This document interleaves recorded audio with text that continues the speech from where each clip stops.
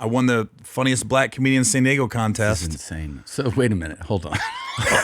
Because like everybody knows in stand-up that you have a huge black following, and that like that's, you know, it's a remarkable thing. Because here's the thing: when you start doing stand-up, there's this thing about doing rooms that are outside of like who you are. In other words, there's gay rooms, right? There's black rooms, there's Latin rooms, like, so it's always a thing to be like, hey, are you going to do this outside room, right? And there's always more pressure on it because you're not one of the whatever group. Yeah. So you always have like a little more anxiety, a little more like focus, right? You're a little like, hey, I mean, fucking, I hope this goes well. Right?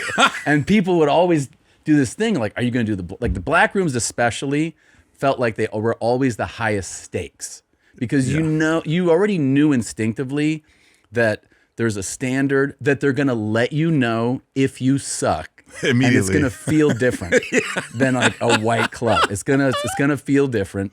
And then if it goes well, it's going to be euphoria. It's going to be a whole other level. And it's like, I just in LA, you know, I did the Comedy Union, which is on Pico. Oh, yeah. Yeah. Ends, that was his name. And, you know, all black rooms. And then I would open sometimes in the club system for like black comics who had all black followings, basically. You know, like everything like Witherspoon, Tommy Davidson. I went out with Charlie Murphy a couple of times. So you were always like, all right, like fucking dial in for this. But you... was it from the jump? Like you were just like, I'm in these rooms, I'm just doing this? Well, when I got kicked out of the Comedy Store, that first time I ever went up, I was telling like some black guys I was in the Navy with how it went. I go, man, that did not go like I thought. I thought I was about to get discovered that night. Right. Right? And you were funny amongst your Navy friends, right? Yeah. Like, everybody knew. Like, I never had nobody be like, you're crazy. It was like, I can see it. You're funny, Owen. Yeah. And I could always make the black guys laugh too, which was key, especially on the ships, because when you're in the middle of the water, everybody sits in groups. Like the Filipino guys are here, the Mexican guys are here, the black guys are here, white guys. I always sat with the black guys because I like football and basketball. Right. I want to talk. I didn't want to talk race cars or how I hated, I hated my wife shit type shit. White guy. The white guys were really bad at that. Like, I got fucking wife, man. She's dead when I get home. Yeah.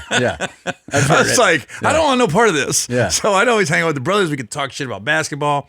And if you're the one white guy, obviously, I would always dig on them, Larry Bird or, Joe Montana type shit. Yeah. So they're the ones that told me about the Black Nights in San Diego. They go, dude, you can go here, you can go here.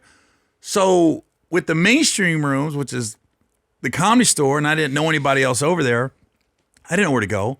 But the black guys told me where to go. So I was like, oh, I can get up 3-4 times a week? I go, I just want to go up. Yeah. And I was so naive, I don't even realize I'm in a bad neighborhood. I'm just driving in. What's the address? Going in. What's up with all these window bars? Doing it. I'm not just nothing, know? Yeah. There's a lot of liquor stores out here. Yeah. So then that's what really got me into this, quote unquote, the black world. And then at the same time, when I started going to LA, I did the whole wait in line for 3 hours to open mic at the Comedy Store. Yeah. And when I finally got selected to showcase for Mitzi Shore, the time I went up, I'll never forget, it was 4 girls and me. We were the 5, and I was the 5th at all of them. When I went up to do my 5 minutes, I looked in the back of the original room, and Mitzi's like talking to the other 4 girls, paying no attention. That's how mine went, by the way. And I know it sounds conceited, but I clearly had the best set that night, right? So I was like, I should be good. And then when they called me a couple of days, like, yeah, Missy doesn't think you're ready. I went, what? And then, like, I don't know what happened to the girls, but I was just like, I told myself, I'm never going up there. Yeah. And I never have. Never? Just the Black Nights. I would do the Comedy Store. I would do the main room on Fat Tuesdays. Yeah. But Guy Torrey was running Fat Tuesdays at the time. So he'd always give me a spot like once a month, once every 6 weeks. So I'd drive up, and then I'd go do it, and then I'd finally end up moving over there. But that's really how I started doing all the black rooms. Yeah. And then San Diego we're looking for the funniest black comedian San Diego contest, and I won it. But it was a fiasco. It wasn't like the top of the top. It was really chaos. bad. Yeah, and everybody was doing jokes I'd heard. I was like, I've heard towels, a lot of towels. Yeah. A lot of music cues. Yeah. So I was like, oh, this is kind of, it was a landslide. It was bad. And then there was a guy named DeMilitant, Daryl Littleton, who was a producer of Comic View. And he also went up. So he's the one that got me the audition for Comic View. I got on. And all this is like within the first 2 years of me doing stand-up. Mm-hmm. This is like 96 to 98. And then I got on Comic View and I ended up winning the whole thing. So that got me the host of Comic View. That's insane. And that's when I started going out to nightclubs and headlining. So I was still in the Navy when all this was happening. Still in the Navy? Because I was driving up to LA. Yeah. I wasn't doing any road gigs. And I remember the only time I ever featured for somebody, his name was Chaz Elsner at the El Paso comic strip. And they said, we're going to pay you $500 Wednesday through Sunday. Nice. You got to get here. Yeah. And we got a comic condo. Yeah. You know, the three of us, me, Chaz, and whoever the host was at this comic condo. And I thought, how are they going to make money? That is so much money. I really thought that. Like $500? How are you guys going to make money? Damn. I took a couple days leave. I drove Wednesday morning, drove straight to El Paso. Wow. Got there like a couple hours for the show.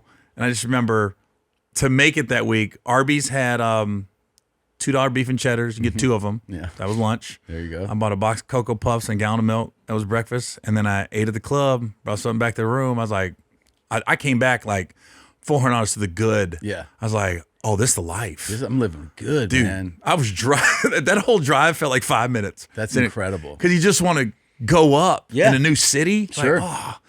But that was the only time I featured for somebody. And then Comic View called. And that was the only time I really left town for a week while I was in the Navy. So then they called and said, we want to make you the host.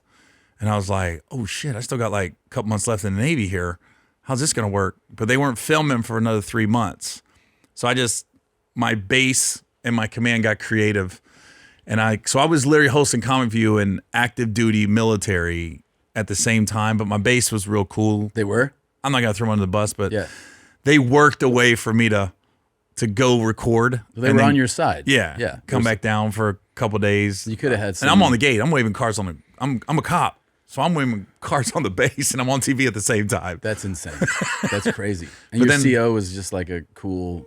The CO didn't know. Oh, he didn't know. Okay. The chief knew. Okay. And the chief was looking out. That's cool. He basically, I can tell now, he put me on a part of the base that nobody was really paying attention to. Yeah. And it was like people were like training to do something and I was supposed to be grading papers. Yeah.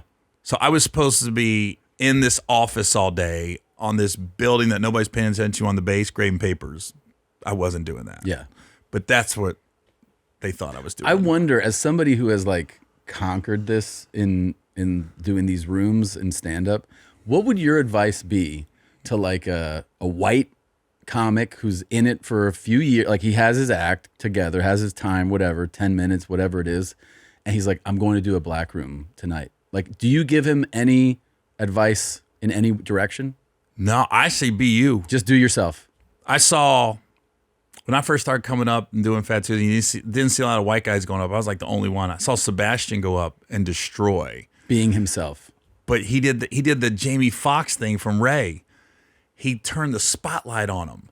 Like all the lights was up. He goes, no, when I go up, all the lights go out and you hit me with that spotlight in the main room. Uh-huh.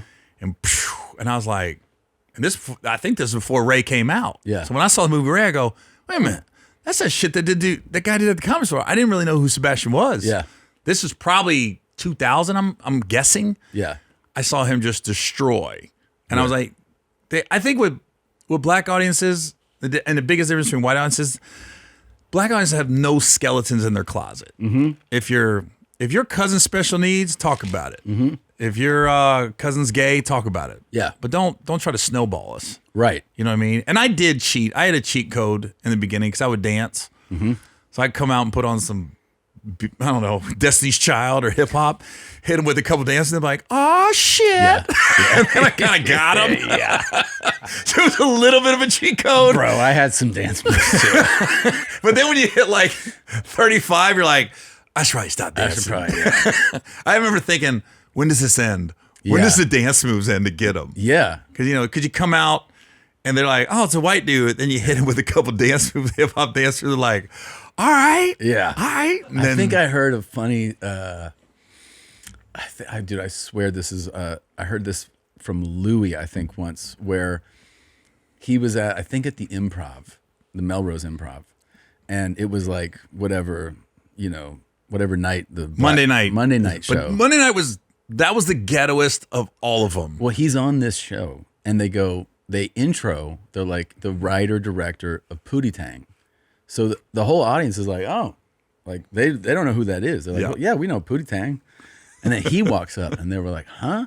And then he did like, like a Louis, I forget what the joke was, but he said that, he did like some throwaway kind of line and that people were like, nah, hell no. Just like, go. Well, what? I will say, to go there, like, someone like Ralphie May or like Lewis, some guys are like, I don't know, they kind of go there with the race stuff a little bit. Mm-hmm. You do have to build some kind of rapport. You have to build before something, you go in. Like I could get away with a lot more than a lot of people. Yeah, they know you. Yeah, they trust you. Exactly. Yeah. I think sometimes because there was always a story about Ralphie May on this thing called the Tom Joyner Morning Show. Had this big cruise every year. Mm-hmm. It was just all black people on the cruise. Yeah, and I did it 5 or 6 times. Always went great. One year they brought Ralphie, and it didn't go well at all. And it's one thing to get booed, but to get booed on a ship, yeah, you got nowhere to go. Yeah, and it was you're not parked in the back. Oh, I don't know what joke he said, but it was something to the extent of, I don't want to misquote him because he's not here no more, but yeah, it was along the lines of, I'm shocked to see this many black people on a ship after all you've been through. Along those lines, right?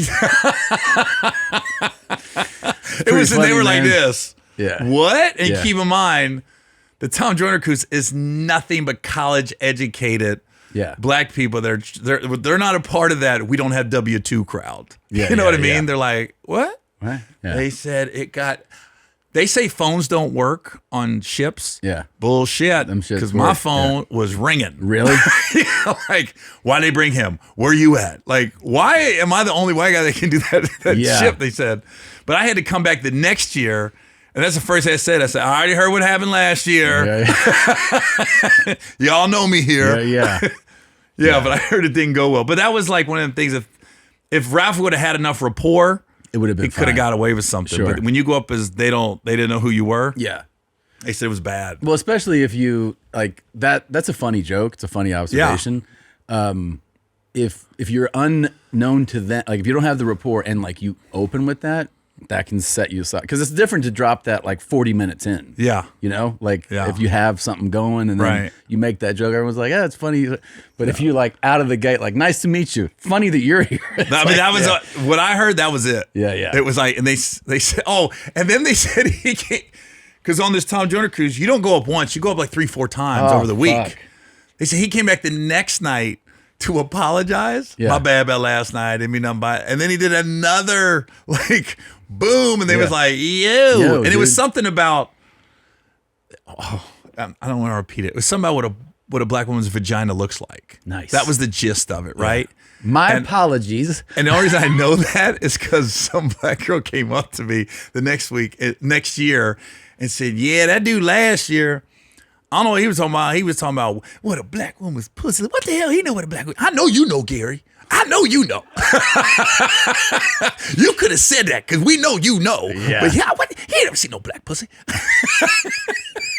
I was like, they said the apology went bad. They said the crowd went, all right. Yeah. What, dude? Fuck. Ooh, hey, James, did you enjoy that highlight? Why don't you have one more click of fun around here? I don't know. Click here or here. Try it out. Have more fun. Why don't you subscribe? That way, every time a video drops, you can be notified. You can send it to your grandmother.